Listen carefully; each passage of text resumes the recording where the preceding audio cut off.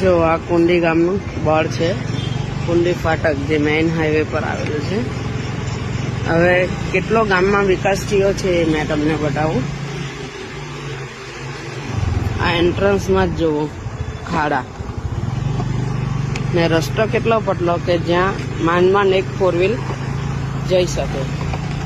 આ જુઓ ખાડા,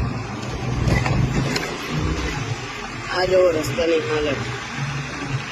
અને એપ્રિલની 10 તારીખને 2025 ધારાસભ્ય આવેલા અને ખાતમુહૂર્ત કરી ગયેલા રસ્તાનું. અને આજે જાન્યુઆરી 2026 આવી ગયો. આ જુઓ રસ્તાની હાલત. આ જાન્યુઆરી 2026 આવી ગયું તો 1 વર્ષ થવાનું આજે એપ્રિલમાં. ને આ રસ્તાની હાલત જુઓ. આ જુઓ, આ છે કુંડી ગામનો વિકાસ.